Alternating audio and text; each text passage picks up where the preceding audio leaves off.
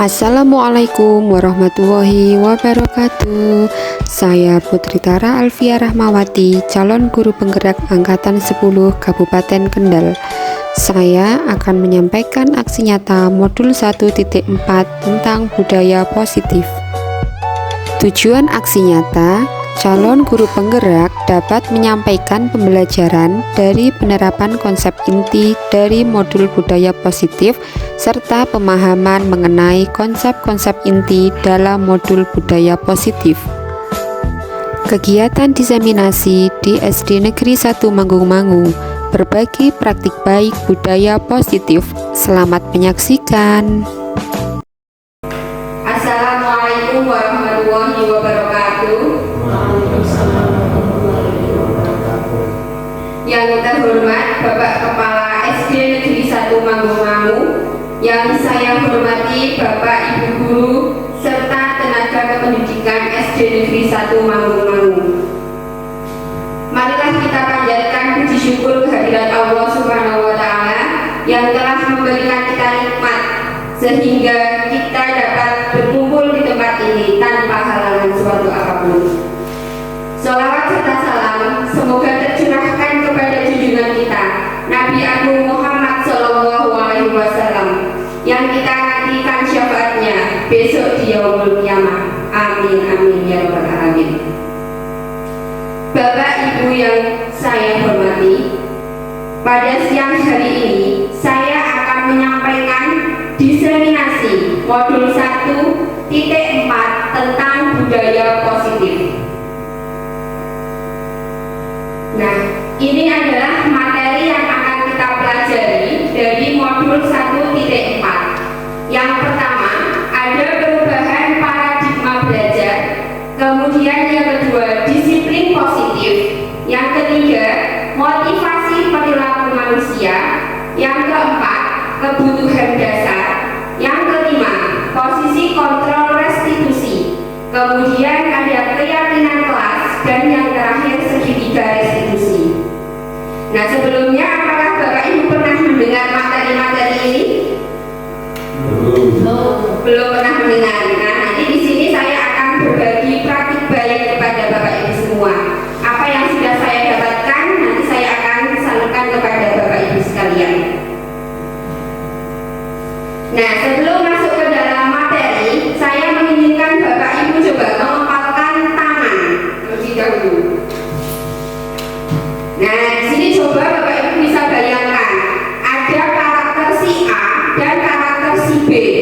Nanti yang menjadi karakter A itu membayangkan bahwa di dalam kepalan tangan itu ada sesuatu yang sangat penting, sesuatu yang sangat berarti. Siapa saja tidak boleh membuka kepalan tangan Bapak Ibu semua. Kemudian si B itu tugasnya mencari tahu apa sih yang ada di dalam kepalan si A.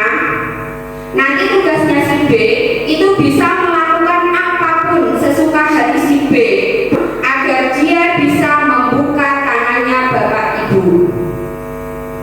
Nah, apakah sudah bisa membayangkan? Sudah bisa belum Bapak Ibu? Jadi tugas si A itu mengepal untuk melindungi barang berharga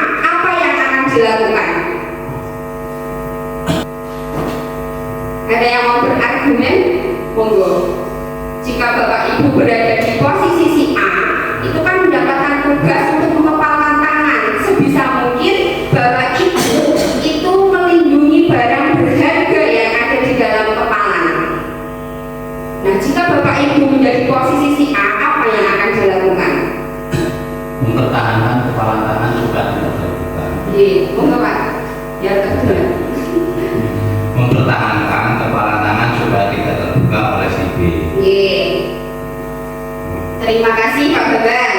Nah, sekarang jika Bapak Ibu berada di posisi B, apa yang akan dilakukan?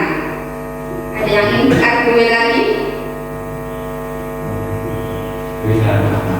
Untuk si B itu kan tugasnya membuka kepalan tangan si A. Nah, itu boleh menggunakan cara apapun. Boleh cara memukul, kemudian mengintimidasi dan lain sebagainya. Jika menjadi si B, apa yang akan dilakukan? Mengancam si A. Mengancam si A. Ya. Kalau saya menjadi si B, maka saya akan mencoba untuk membuka kepalan tangan si A dengan berbagai cara. Misalnya dengan kekerasan tidak bisa, ya mungkin dengan rayuan, atau mungkin dengan tipuan, atau mungkin dengan hal-hal lain yang itu yang jelas bisa berhasil untuk membuka tangan si A. Jadi tidak harus dengan kekerasan. Ya. Baik, terima kasih jawabannya Pak Bambang. Jadi jika Bapak Ibu berada di posisi A, itu akan sekuat tenaga, sekuat tenaga untuk menyembunyikan hal penting yang tidak bisa dikasih tahu kepada orang lain. Kemudian untuk si B itu akan berusaha sekuat tenaga untuk membuka kepalan tangan si A, gitu ya. Nah, di sini jadi siapa yang memegang posisi kontrol terbaik? Menurut Bapak Ibu yang memegang posisi kontrol itu siapa? Si A. Pemegang kontrolnya siapa?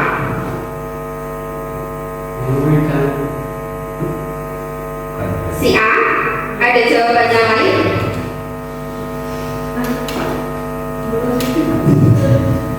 Jadi pemegang kontrol yang sesungguhnya itu berada pada diri sendiri. Si A memiliki posisi kontrol untuk mengamankan barang yang berharga, tetapi si B juga memiliki posisi kontrol untuk mengetahui apa sih yang ada di dalam kepalan tangannya.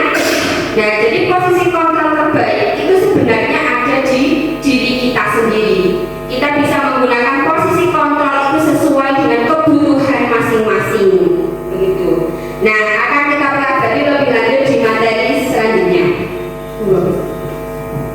Nah, di sini ada teori kontrol menurut Dr. William Besser. Yang pertama, ada ilusi guru mengontrol murid. Pada dasarnya, kita tidak dapat memaksa murid untuk berbuat sesuatu jikalau murid tersebut memilih untuk tidak melakukannya. Jadi teori kontrol ini menyatakan bahwa semua perilaku itu memiliki tujuan. Seperti tadi si A itu berperilaku seperti itu karena memiliki tujuan bahwa si A itu harus melindungi barang yang berharga.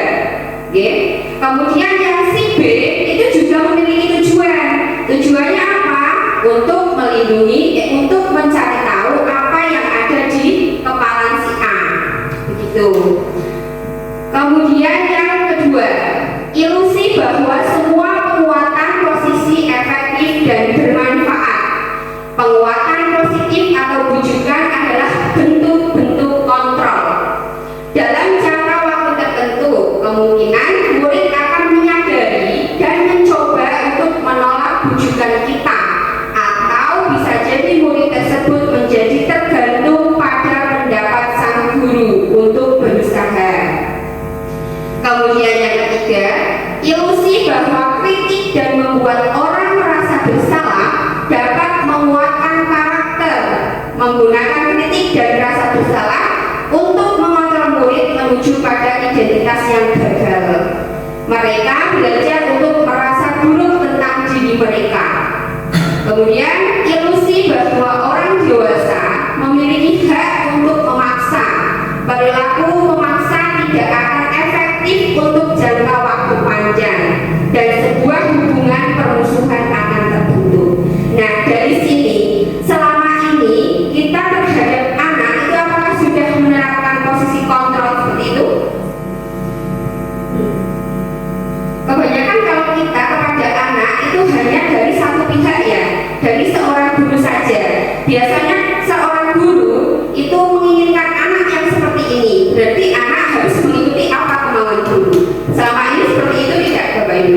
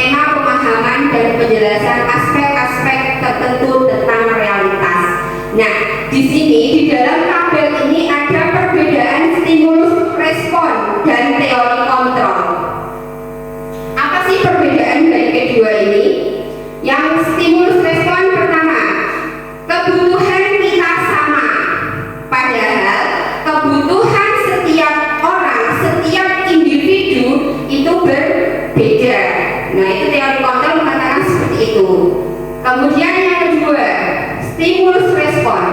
Semua orang melihat hal yang sama, padahal setiap orang itu memiliki gambaran yang berbeda. Yang ketiga, kita mencoba mengubah orang agar berpandangan sama dengan kita. Tetapi kalau teori kontrol tidak seperti itu. Teori kontrol itu berusaha memahami pandangan orang lain tentang dunia. Itu lebih kuat pemikiran kontrol itu. Selanjutnya, perilaku buruk dilihat sebagai suatu kesalahan. Betul apa tidak, Bapak Ibu? Ya. Kalau teori kontrol, semua perilaku itu pasti memiliki tujuan. Entah itu perilaku yang positif ataupun perilaku yang negatif. Seperti itu. Orang lain bisa mengontrol saya, padahal yang bisa mengontrol diri kita sendiri itu adalah saya sendiri, ya? Dari kita sendiri yang bisa mengontrol, bukan orang lain. Gitu. Kemudian saya bisa mengontrol orang lain, padahal kita tidak bisa mengontrol orang lain. Yang dapat mengontrol orang lain hanya orang itu sendiri, gitu. Kemudian pemaksaan ada pada saat bujukan gagal, padahal kolaborasi dan konsensus menciptakan pilihan-pilihan baru. Model berpikir menang kalah, tetapi kalau teori kontrol itu model berpikir menang-menang. Jadi tidak ada siapa yang menang dan siapa yang kalah, gitu. Nah, di sini saya akan mengenalkan ke Bapak Ibu semua tentang disiplin positif. Kalau Bapak Ibu mengenal kata disiplin, itu apa sih yang tersirat di pikiran Bapak Ibu? Harus sesuai aturan seperti itu. Oke, harus sesuai aturan seperti itu. Oke. Jadi kalau disiplin itu lebih ke pemaksaan sebenarnya. Ya. Jadi kalau misalkan kita mendengar kata disiplin itu berarti siswa harus menaati apa yang kita tentukan. Begitu, ya. Jadi disiplin itu sebuah peraturan. Nah, di sini saya akan menjelaskan lebih lanjut seperti apa sih sebenarnya disiplin positif itu. Di sini Diana Gosen itu berpendapat disiplin berasal dari bahasa Latin disciplin yang artinya belajar. Kata disiplin juga berasal dari akar kata yang sama dengan disciple atau murid atau pengikut, dapat membuat murid memahami dan menyadari berdasarkan motivasi internal, bukan akibat paksaan, ujian atau hukuman. Jadi kalau disiplin positif itu mengatakan bahwa siswa itu sebaiknya memiliki motivasi internal, motivasi yang berasal dari dirinya sendiri. Jadi saat anak melakukan sesuatu itu bukan karena aduh saya takut nih kalau misalkan tidak mengerjakan ini dihukum sama guru. Saya mau melakukan ini karena nanti di akhir penilaian saya mau diberikan hadiah oleh Bapak Ibu. Nah, bukan seperti itu yang diinginkan Bapak Ibu. Tetapi disiplin positif itu menginginkan bahwa anak memiliki motivasi yang berasal dari dirinya sendiri. Oke?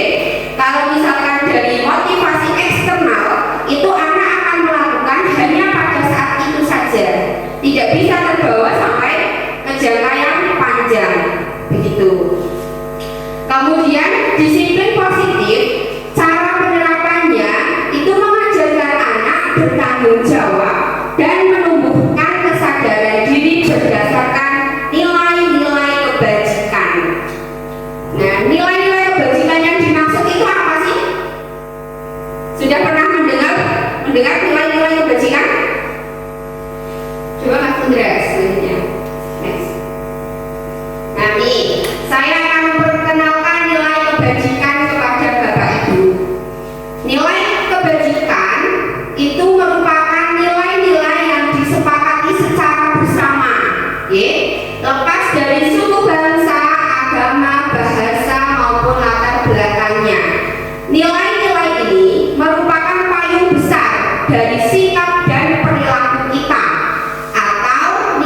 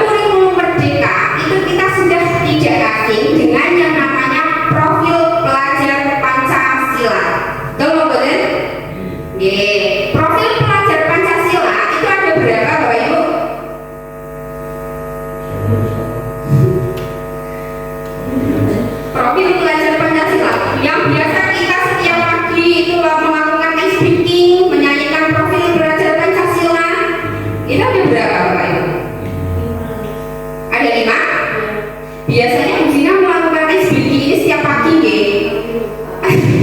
Coba kita menyanyikan bersama-sama Bapak Ibu, profil pelajar Pancasila itu seperti apa sih? Pelajar Pancasila beriman dan bertakwa pada Tuhan yang Esa.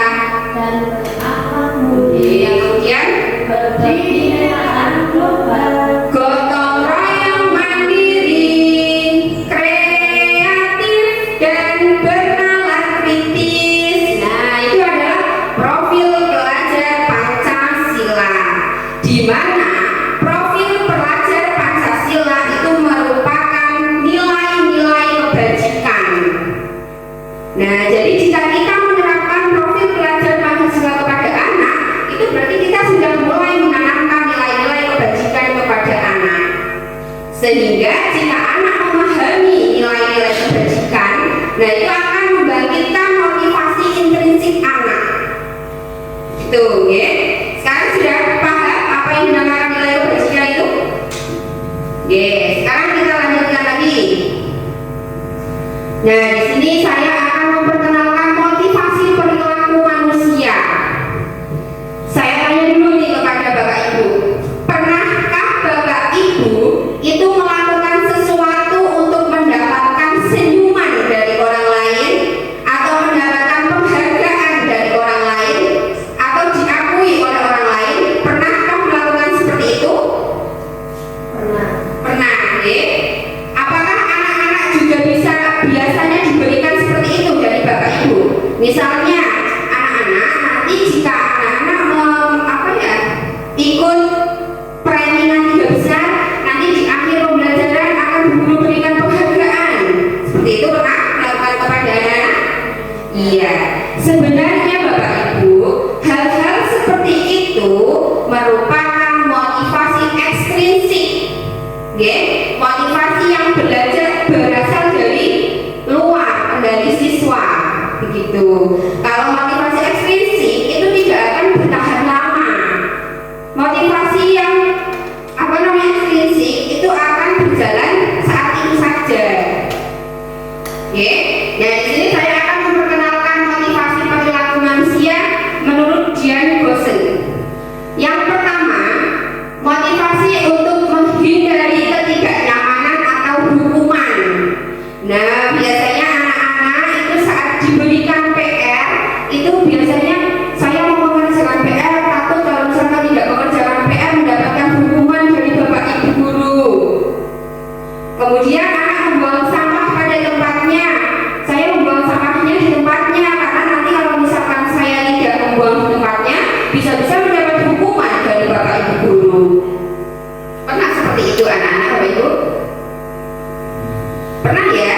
Iya, jadi anak-anak itu biasanya melakukan sesuatu karena untuk menghindari hukuman. Nah, itu motivasi yang ekstrinsik, itu berasal dari luar. Kemudian yang kedua, untuk mendapatkan imbalan atau penghargaan dari orang lain. Nah, contohnya nih, misalkan anak-anak belajar dengan tekun. Kenapa anak-anak memiliki motivasi seperti itu? Misalnya tadi, agar mendapatkan hadiah misalnya saat di akhir penilaian, begitu. Kemudian yang terakhir, itu ada motivasi untuk menjadi orang yang mereka inginkan dan menghargai diri sendiri dengan nilai-nilai yang mereka percaya. Yang ketiga ini Bapak Ibu, ini yang merupakan motivasi internal, atau motivasi intrinsik yang berasal dari anak itu sendiri. Jadi kalau motivasi intrinsik itu anak akan melakukan agar mereka itu bisa menghargai dirinya sendiri. Nah, ini motivasi yang bagus yang bisa diterapkan untuk kepada siswa. Itu, ya. Kemudian selanjutnya ada pernyataan pemantik nih Bapak Ibu. Hukuman dapat mendisiplinkan anak. Setuju tidak dengan pernyataan ini? Tidak setuju. Kenapa Bu Anis? Kok tidak setuju?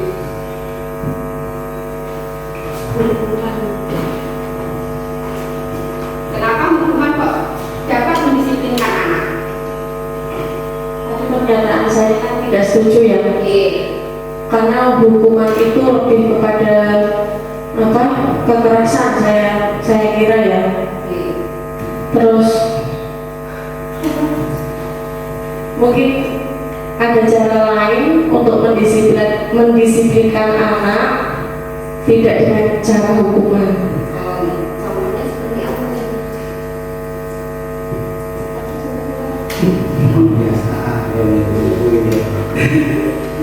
Contohnya pembiasaan hal-hal positif yang dilakukan agar anak itu bisa disiplin. Terima kasih tanggapannya Bu Anis. Jadi Bu Anis tidak setuju jika hukuman itu dapat mendisiplinkan anak, tidak setuju ya? Adakah yang setuju di sini? Hukuman itu malah akan membuat anak menjadi cerah biasanya. Hukuman itu ada dua bentuk, bisa hukuman fisik atau perbuatan dan ada hukuman verbal. Ya, biasanya Bapak Ibu itu kalau hukuman fisik misalkan anak telat tidak mau tahu apapun alasannya, anak disuruh keliling lapangan. Contohnya seperti itu. Nah, jika anak mendapatkan hukuman, maka anak biasanya akan merasa berkecil hati, kecewa sama Bapak Ibu guru begitu. Padahal sebaiknya itu kita bisa menanyakan dulu kepada siswa, kenapa siswa bisa terlambat begitu. Kemudian yang kedua, pemberian hukuman dengan hal positif seperti membaca atau membersihkan sekolah dapat meningkatkan disiplin anak. Setuju tidak? Setuju apa tidak Bapak Ibu? Pemberian hukuman dengan hal yang positif seperti membaca atau membersihkan sekolah dapat meningkatkan disiplin anak. Setuju atau tidak? Coba. Setujunya kalau yang membersihkan sekolah itu kurang setuju. Oh benar. Membacanya setuju, tapi ada pernyataan atau itu yang kurang. Berarti jika anak disuruh membaca itu kita setuju. Tetapi kalau membersihkan sekolah tidak setuju. Nah coba, kalau misalkan anak mau membaca kemudian mau membersihkan sekolah itu karena sebuah hukuman, apakah itu akan kekal di dalamnya? Apakah anak dapat melakukan itu hanya pada saat itu saja?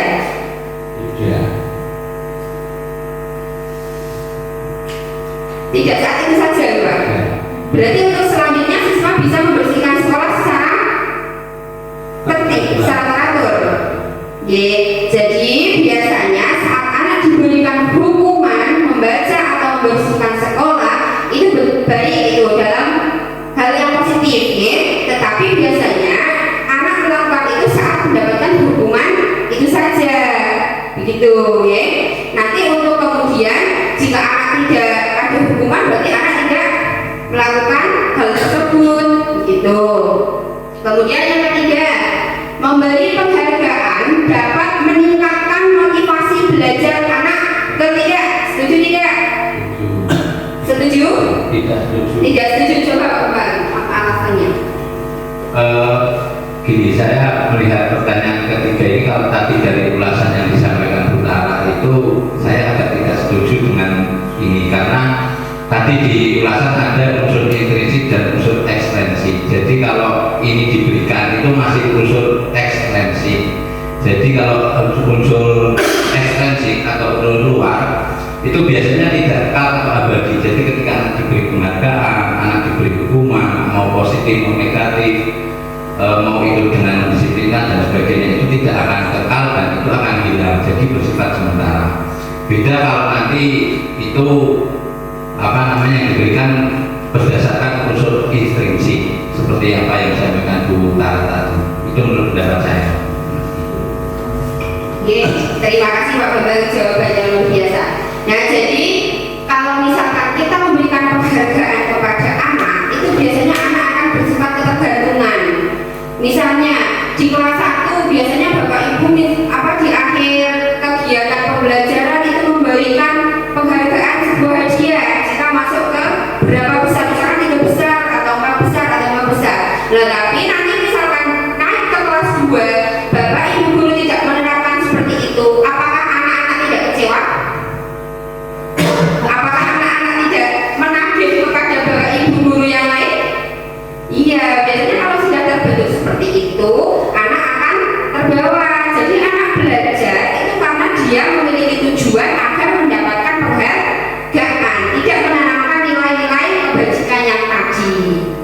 oke. Akan kita bahas lebih lengkap di materi selanjutnya. Nah, nih ada hukuman, konsekuensi, dan restitusi. Asing tidak Bapak Ibu dengan ketiga kata ini? Kalau hukuman, konsekuensi pasti sudah tidak asing ya. Kalau restitusi masih asing. Biasanya tindakan terhadap sesuatu pelanggaran itu berbentuk hukuman atau konsekuensi, betul tidak? Jika anak melanggar sesuatu, itu biasanya akan diberikan hukuman atau diberikan konsekuensi. Biasanya seperti itu ya. Nah, di sini saya akan mengenalkan kepada Bapak Ibu guru tentang restitusi. Apa sih restitusi itu? Restitusi adalah proses menciptakan kondisi bagi murid untuk memperbaiki kesalahan mereka, sehingga mereka bisa kembali pada kelompok mereka dengan karakter yang lebih kuat. Ini pendapat dari Gosen 2004. Restitusi juga merupakan proses kolaboratif yang mengajarkan murid untuk mencari solusi untuk masalah mereka dan membantu murid berpikir tentang orang seperti apa yang mereka inginkan dan bagaimana mereka harus memperlakukan orang lain. Itu pendapat dari Chelsom Gosen 1996. Jadi restitusi di sini yang dimaksud jika anak melakukan kesalahan itu ada terjadinya kolaborasi antara guru dan murid. Jadi di sini guru dan murid itu mencari solusi bersama. Guru itu bisa memberikan pertanyaan pemantik kepada anak agar anak itu bisa mencari solusi dari dirinya sendiri. Seperti itu. Jadi di dalam restitusi itu tidak terjadi hanya satu pihak saja, satu arah, itu tidak seperti itu. Tidak hanya dari guru, tetapi di sini ada terjalinnya kolaborasi antara murid dan guru. Gitu. Jadi guru itu membantu siswa untuk mencari solusi. Kenapa ada restitusi? Itu agar anak itu bisa lebih bertanggung jawab lagi atas tindakan yang sudah dilakukan. Begitu. Kita lanjutkan lagi ke slide selanjutnya. Nah, di sini ada perbedaan hukuman, konsekuensi, dan restitusi. Hukuman itu merupakan identitas yang gagal, sedangkan konsekuensi dan restitusi itu merupakan identitas yang sukses. Di sini coba kita lihat perbedaannya. Untuk yang hukuman, murid atau anak belajar menyembunyikan kesalahan. Ya tidak? Jadi kalau misalkan anak-anak sudah tahu hukumannya, biasanya saat dia melakukan kesalahan itu dia akan menyembunyikan kesalahan. Jadi malah akan menuntut siswa dia tidak jujur. Ya tidak? Kemudian yang konsekuensi. Konsekuensi, murid atau anak belajar taat peraturan. Sedangkan yang restitusi, murid atau anak belajar untuk memecahkan masalah. Nah, ini yang paling setuju yang mana Bapak Ibu?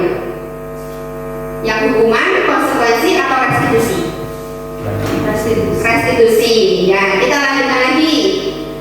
Hukuman yang kedua, mencoba mengontrol anak dengan penguatan negatif, membayar impas kesalahan. Jadi biasanya kalau hukuman, anak ini sudah melakukan kesalahan, berarti anak ini harus melakukan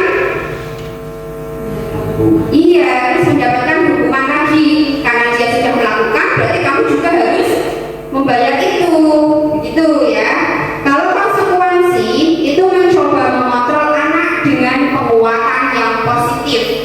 Sedangkan restitusi, anak paham bahwa dirinya sendiri yang pegang kendali kontrol. Yang ketiga, dampak pada murid. Murid merasa marah, merasa bersalah, rendah diri, dan mengasingkan diri. Jadi saat mendapatkan hukuman itu biasanya anak merasa terpojokkan. Seperti itu. Apalagi kalau teman-temannya tahu, pasti anak itu akan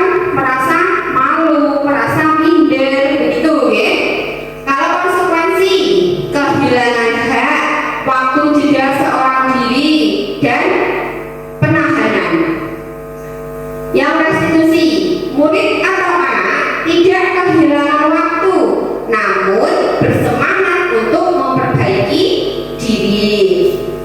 Selanjutnya, tiba-tiba tidak diharapkan atau sangat melukai, itu jika anak mendapatkan hukuman.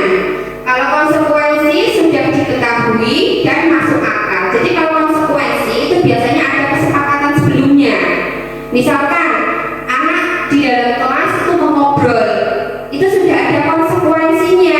Saat mengobrol nanti tidak boleh istirahat, begitu. Jadi anak sudah tahu apa yang harus dibayarkan saat anak melakukan kesalahan. Itu konsekuensi. Kalau restitusi berupa undangan untuk mengadakan restitusi.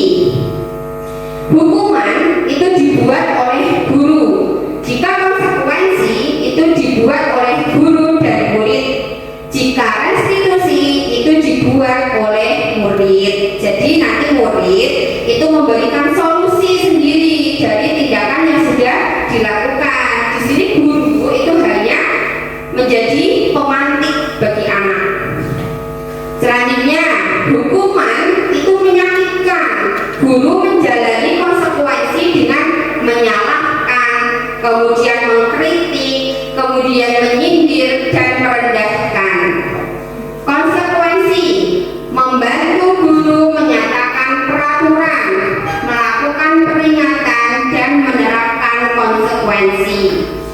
Kalau restitusi itu bisa menguatkan, guru menyebutkan keyakinan kelas, membimbing kerangka acuan berpikir, restitusi anak. Dan jadi di sini restitusi itu merupakan pendekatan untuk menciptakan disiplin positif. Itu dihukum oleh penghargaan. Nah, mungkin ini tadi bisa menjawab pernyataan pemantik yang tadi sudah disampaikan oleh Pak Bambang. Okay? Saat kita berulang kali menjanjikan hadiah kepada anak-anak agar berperilaku bertanggung jawab, atau kepada seorang murid agar mempelajari sesuatu yang baru, atau kepada seorang karyawan agar melakukan pekerjaan yang berkualitas, kita sedang berasumsi mereka tidak dapat melakukannya atau mereka tidak akan memilih untuk melakukannya. Ini pendapat dari Alfie Kohn. Nah, di mana tadi sudah saya sampaikan bahwa penghargaan itu merupakan motivasi yang berasal dari luar, ekstrinsik begitu. Jadi sebenarnya kalau misalkan motivasi intrinsik itu berarti kita menanamkan nilai-nilai kebajikan, bukan karena ada sesuatu hal yang harus diambil dari situ. Begitu, itu merupakan penghargaan. Jadi sebenarnya penghargaan yang sesungguhnya itu ada pada proses belajar anak itu. Seperti itu. Nah, di sini saya akan memperkenalkan 5 kebutuhan dasar manusia. Tadi sudah dikatakan di depan bahwa seseorang itu melakukan sesuatu itu ada tujuannya, ya tidak? Entah itu melakukan hal yang tidak baik atau melakukan hal yang baik, ya. Nah, di sini 5 kebutuhan dasar manusia menurut Dr. William. Yang pertama, kebutuhan untuk bertahan hidup. Kebutuhan untuk bertahan hidup itu bersifat fisiologis, ya. Contohnya ada kesehatan, kemudian ada rumah, ada makanan, itu termasuk dari kebutuhan bertahan hidup. Kemudian yang kedua, itu ada kasih sayang dan rasa diterima. Maksudnya apa ini? Kasih sayang dan rasa diterima itu merupakan dari kebutuhan psikologis. Kebutuhan dasar kasih sayang dan rasa diterima yang tinggi biasanya ingin disukai dan diterima oleh lingkungannya. Nah, biasanya di dalam kelas itu siswa menunjukkan perilaku yang seperti itu. Ya tidak Bapak Ibu. Padahal siswa itu membutuhkan kasih sayang, membutuhkan rasa diterima saat di dalam kelas, baik itu oleh guru ataupun oleh temannya, begitu. Kemudian selanjutnya ada kekuasaan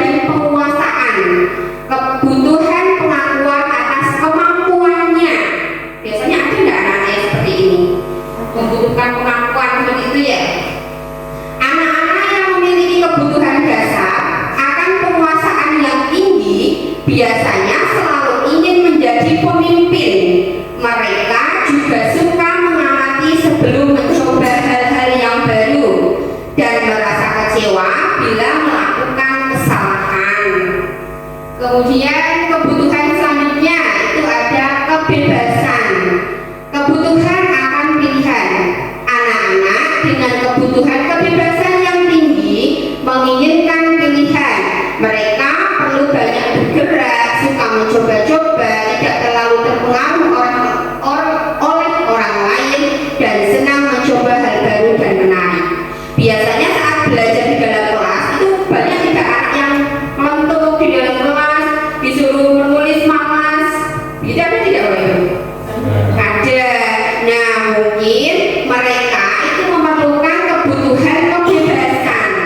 Ya, kita sebagai pendidik itu harus belajar untuk memahami kebutuhan dari masing-masing siswa. Apakah jika anak itu diajak belajar keluar dapat memenuhi kebutuhan kebebasannya? Jika misalkan Bapak Ibu mengajak anak belajar di luar, dia bisa setia, bisa aktif. Nah, berarti anak tersebut itu membutuhkan kebutuhan yang berupa kebebasan. Tuh. Kemudian kesenangan, kebutuhan untuk merasa senang. Anak-anak dengan kebutuhan dasar kesenangan yang tinggi biasanya ingin menikmati apa yang dilakukan.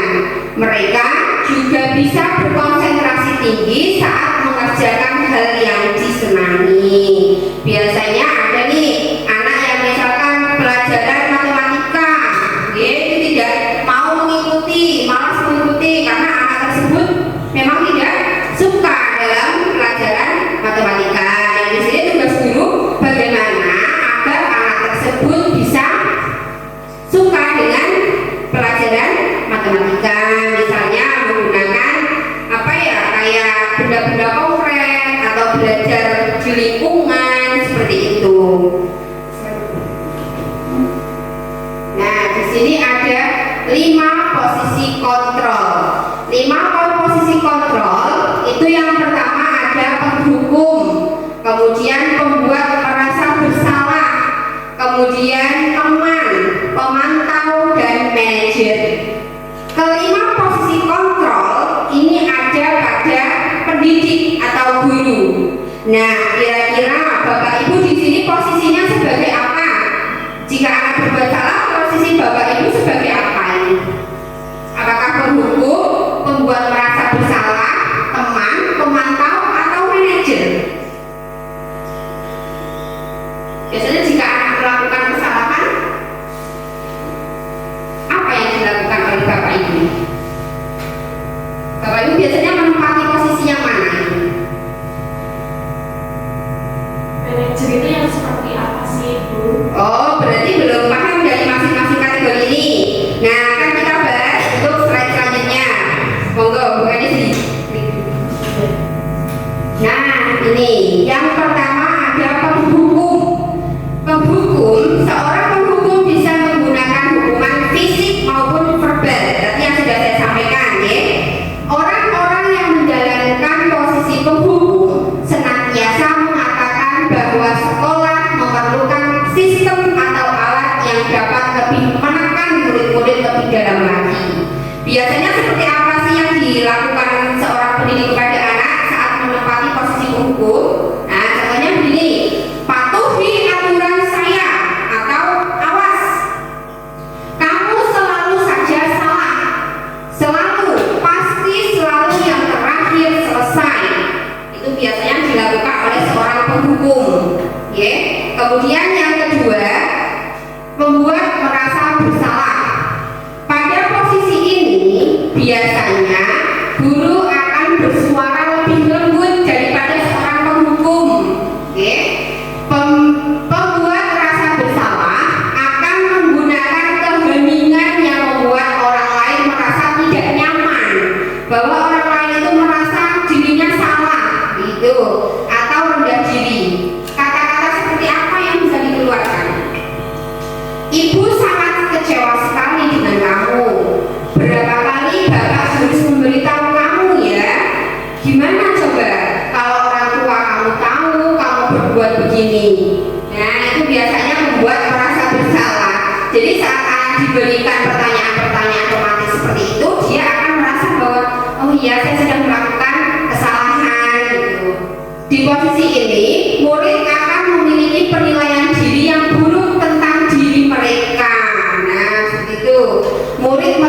tidak berharga dan telah mengecewakan orang-orang yang disayangi. Itu yang dimaksud dengan membuat merasa bersalah. Kemudian yang ketiga, sebagai teman, guru pada posisi ini tidak akan menyakiti murid, namun akan tetap berupaya mengontrol murid melalui persuasi. Contohnya, ayo bantulah demi bapak ya.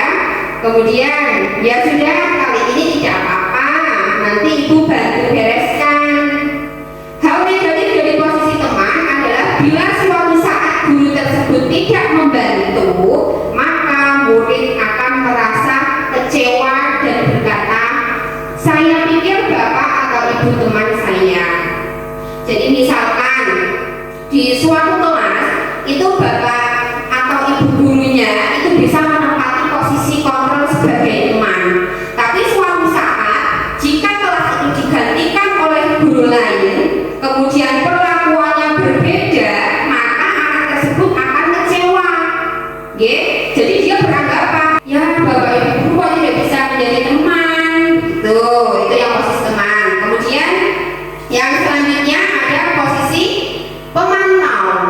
Posisi pemantau berdasarkan pada peraturan-peraturan dan konsekuensi.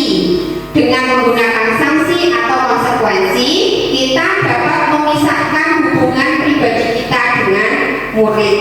Sebagai seseorang yang menjalankan posisi pemantau, contohnya, peraturannya apa?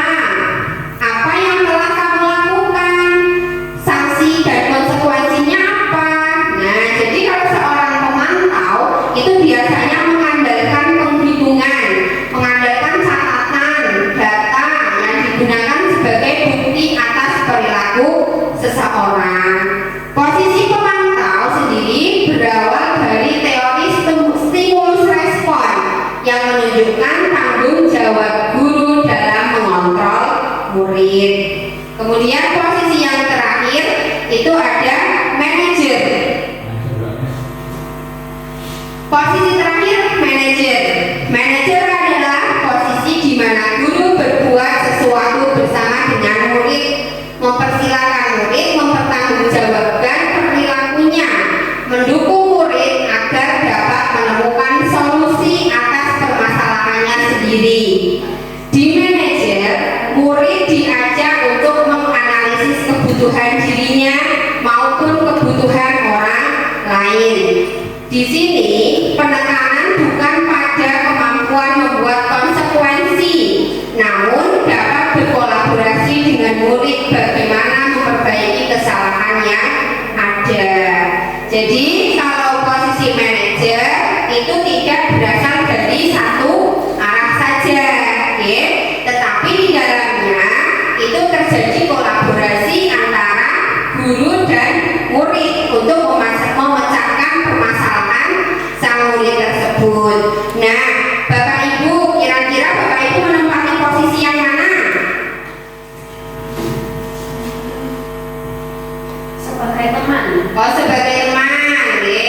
Ada yang lain? Yaitu belum bisa menempati di posisi manajer gitu. Oh belum bisa menempati di posisi manajer. Padahal seorang pendidik itu diharapkan agar bisa menempati posisi manajer. Untuk selanjutnya saya akan memperkenalkan Bapak Ibu tentang keyakinan kelas. Keyakinan kelas itu apa sih menurut Bapak Ibu? Keyakinan kelas sudah pernah mendengar atau belum? Belum. Saya akan mengenalkan nih. Keyakinan kelas itu merupakan nilai-nilai kebajikan yang universal yang disepakati secara tersirat dan tersurat, lepas dari latar belakang suku, negara, bahasa maupun agama. Jadi dalam pembentukan keyakinan kelas itu kita berdasar pada nilai-nilai kebajikan. Nilai-nilai kebajikan yang sudah saya jelaskan tadi di depan, contohnya ada profil pelajar Pancasila. Nah, kemudian selain penanaman nilai-nilai kebajikan, di dalamnya itu juga terjalinnya kolaborasi. Kolaborasi guru begitu. Nah, bagaimana sih tahapan-tahapannya dalam membentukkan keyakinan kelas? Coba saya akan jelaskan kepada Bapak Ibu bagaimana membentuk sebuah keyakinan kelas. Yang pertama, keyakinan kelas itu bersifat lebih abstrak daripada peraturan yang lebih rinci dan konkret. Keyakinan kelas berupa pernyataan-pernyataan universal. Kemudian pernyataan keyakinan kelas senantiasa dibuat dalam bentuk yang positif. Keyakinan kelas hendaknya tidak terlalu banyak sehingga mudah diingat dan dipahami oleh semua warga kelas. Jadi saat kita mau membuat keyakinan kelas itu tidak satu lembar penuh seperti peraturan kelas itu ya, tetapi keyakinan kelas itu hanya dibuat sedikit saja agar siswa itu tidak lupa dengan keyakinan kelasnya. Kemudian keyakinan kelas sebaiknya sesuatu yang dapat diterapkan di lingkungan tersebut. Contohnya tidak membuang sampah sembarangan, kemudian saling menghormati teman, saling menghargai teman begitu. Kemudian semua warga kelas hendaknya ikut berkontribusi dalam pembuatan keyakinan kelas lewat kegiatan curang pendapat. Jadi dalam pembuatan keyakinan kelas itu diharapkan warga satu kelas itu mengikuti semua, berpendapat semua begitu. Kemudian bersedia meninjau kembali keyakinan kelas dari waktu ke waktu. Nah, di sini saya ada contoh nih pembuatan keyakinan kelas. Nih, saya membuat keyakinan kelas di kelas 3. Di sini tahap yang pertama, saya meminta murid untuk menuliskan impian kelasnya. Jadi saya meminta siswa itu menginginkan kelas yang seperti apa? Misal menghargai temannya, membuang sampah di tempatnya begitu. Jadi apa pendapat siswa itu saya minta dituliskan di dalam kertas sticky notes. Kemudian setelah selesai menuliskan, yang kedua murid menempelkan ke papan tulis. Jadi impian-impian kelas yang diinginkan, yang dimimpikan itu saya minta untuk ditempel ke papan tulis. Kemudian di sini saya meminta siswa untuk membantu membacakan apa yang sudah dituliskan oleh masing-masing anak tadi. Yang selanjutnya murid mengelompokkan. Maksudnya bagaimana? Nah, jadi jika ada peraturan, ada keyakinan kelas yang sama, itu saya minta murid untuk mengelompokkan jadi satu. Misal ada keyakinan kelas menghargai teman, menghormati teman, tidak mengganggu teman, itu saya kelompokkan menjadi satu, menjadi toleransi, bisa dikelompokkan begitu. Kemudian di sini guru bersama siswa itu menuliskan kalimat-kalimat keyakinan kelasnya, ya. Jadi dituliskan apa sih nanti keyakinan kelas kita, gitu. Kesimpulannya seperti apa, gitu. Kemudian karena keyakinan kelas itu melibatkan kontribusi satu kelas, itu saya minta anak-anak untuk menandatangani keyakinan kelas yang sudah dibuat, ya. Bahwa itu menunjukkan bahwa keyakinan kelas itu merupakan kesepakatan bersama satu kelas. Nah, ini keyakinan kelasnya sudah siap ditempel di dalam kelas. Begitu ya, Bapak Ibu. Itu merupakan keyakinan kelas. Kemudian materi selanjutnya ada segitiga restitusi. Nah, ini menyambung dan tadi posisi kontrol seorang guru.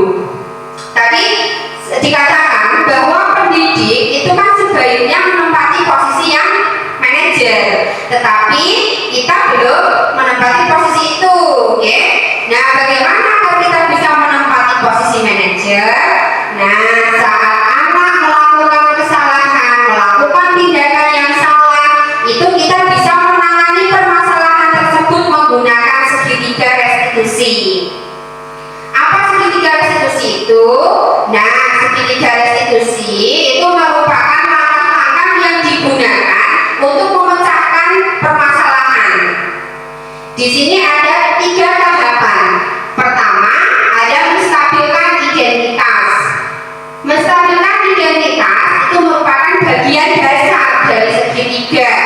yang bertujuan mengubah identitas anak dari orang yang gagal karena melakukan kesalahan menjadi orang yang sukses. Kemudian validasi tindakan yang salah. Setiap tindakan memiliki suatu tujuan, yaitu memenuhi kebutuhan dasar. Jika kita memahami kebutuhan dasar apa yang mendasari sebuah tindakan, maka bisa menemukan cara-cara yang paling efektif untuk memenuhi kebutuhan tersebut.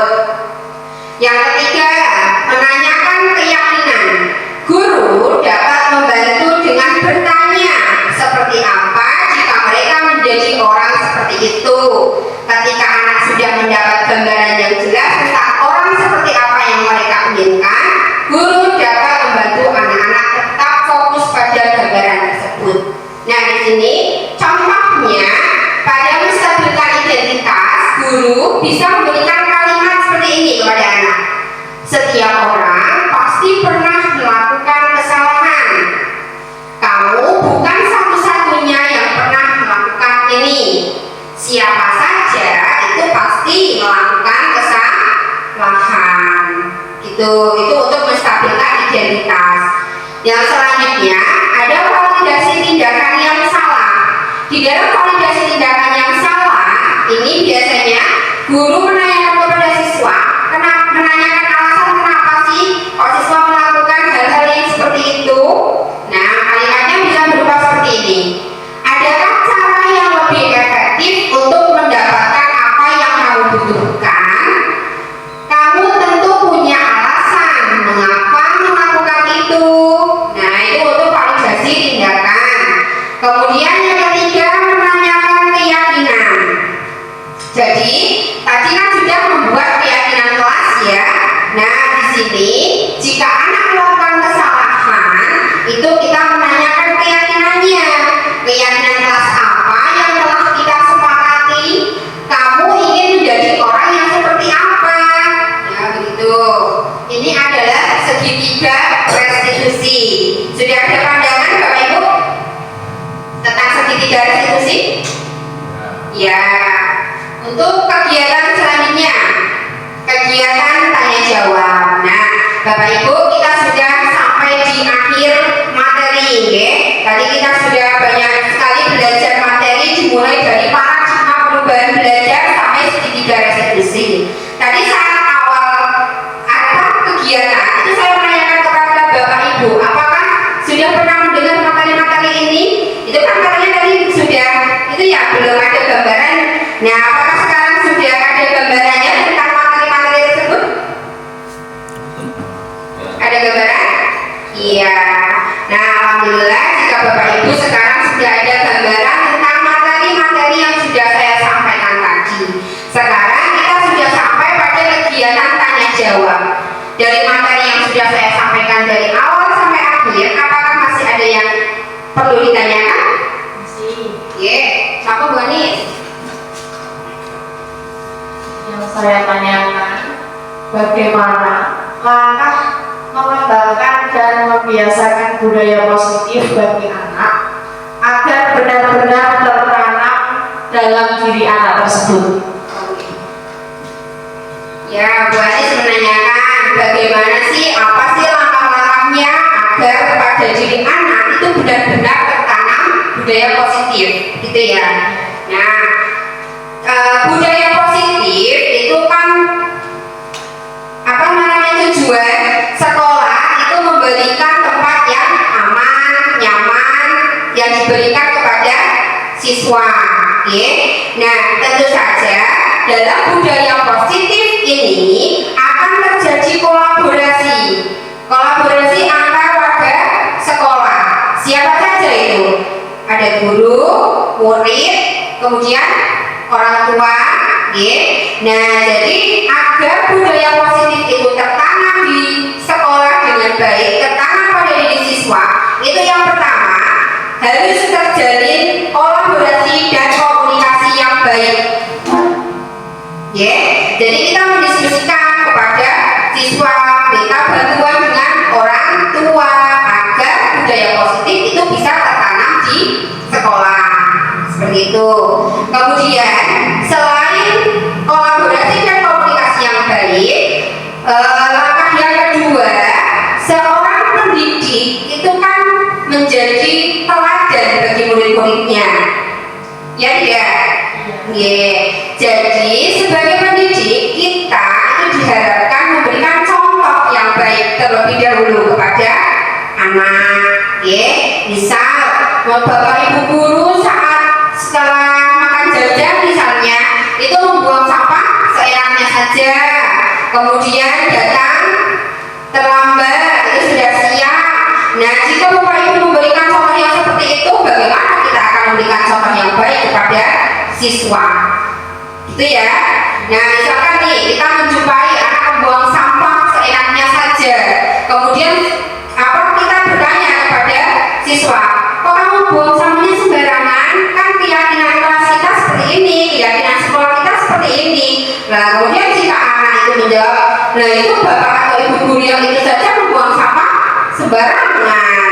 Nah, kita sebagai pendidik kan akan malu sendiri kepada siswa. Nah, jadi itu jika menurut saya yang kedua itu dimulai dari kita terlebih dahulu sebagai pendidik, sebaiknya kita memberikan contoh-contoh yang disiplin, contoh-contoh yang baik kepada siswa.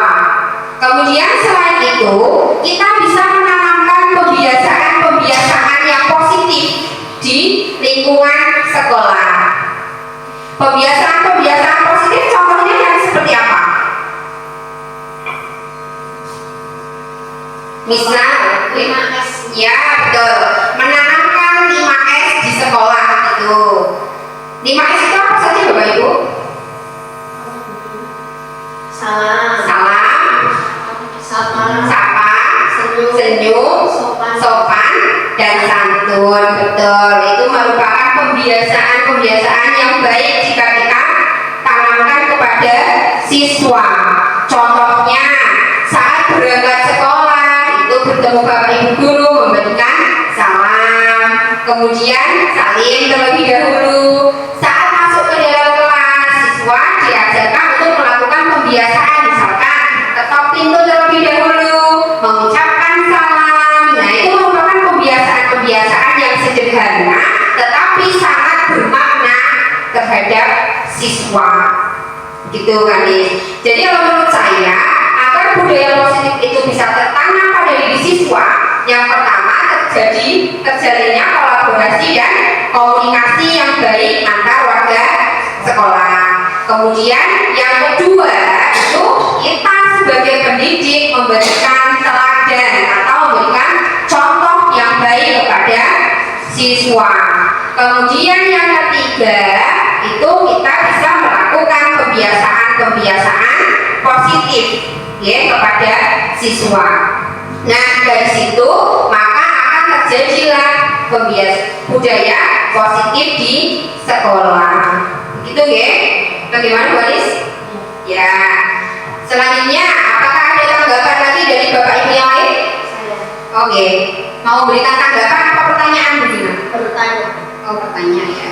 Terima kasih, izin bertanya. Tadi kan Bu Tara sudah memaparkan tentang segitiga restitusi ya.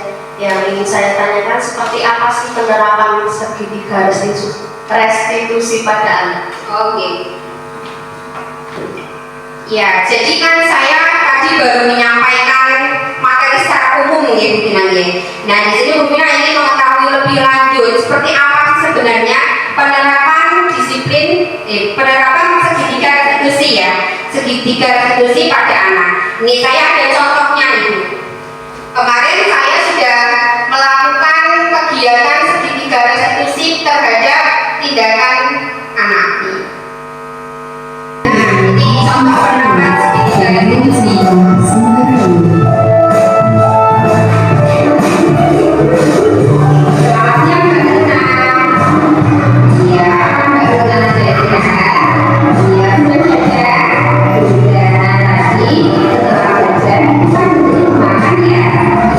Kemudian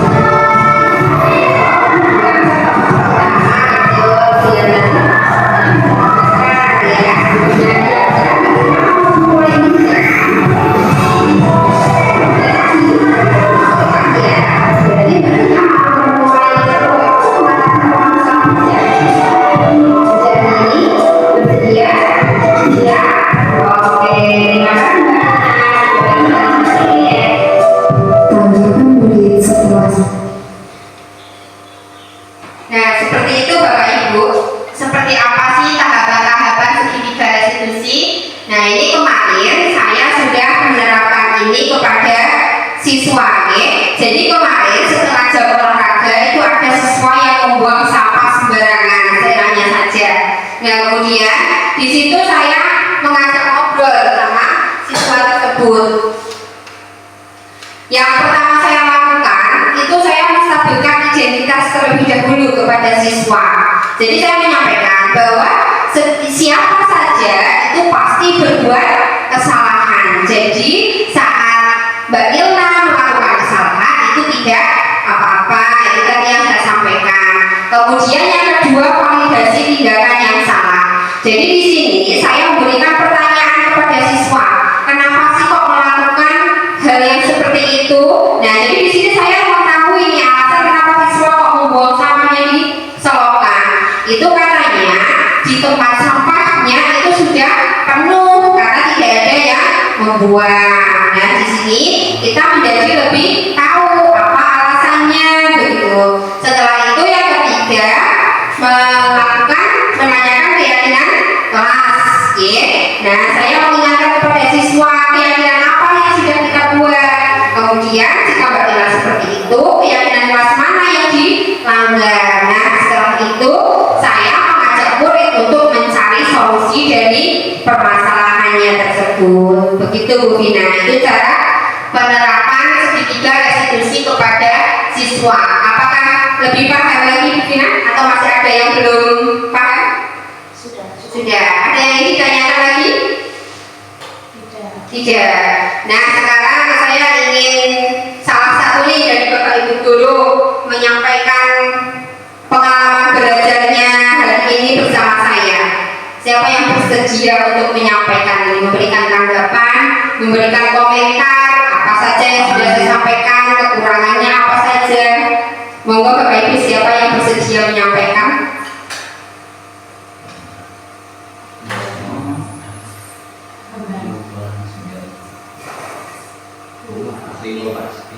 Monggo tanggapannya dari Bapak Ibu terkait penyampaian diseminasi saya di modul 1.4 tentang budaya positif. Jadi misalnya tadi Bapak Ibu sudah mendapatkan apa saja, kemudian kekurangan dari penyampaian saya apa saja begitu. Monggo Bapak Ibu ada yang ingin menyampaikan?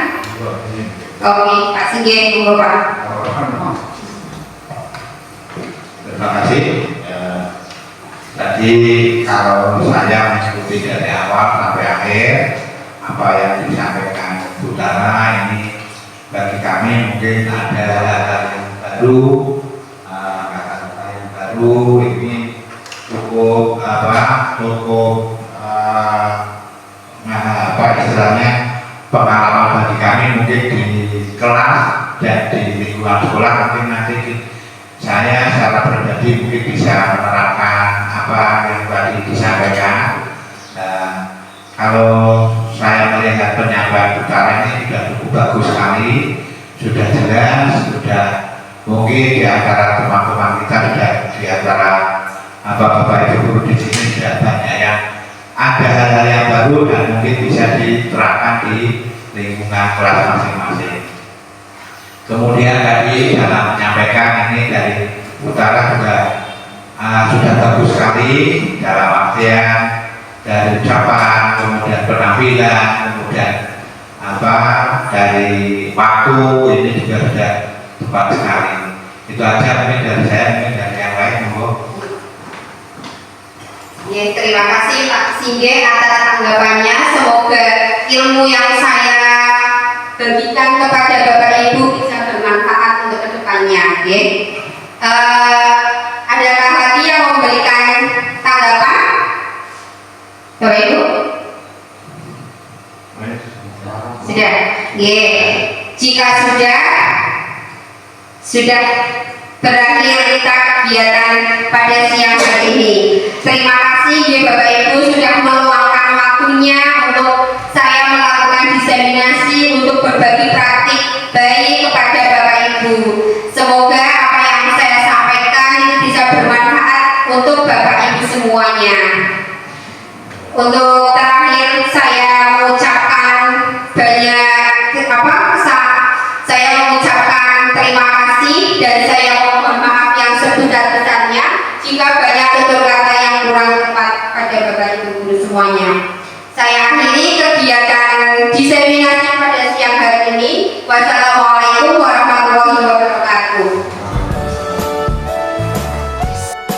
Terima kasih.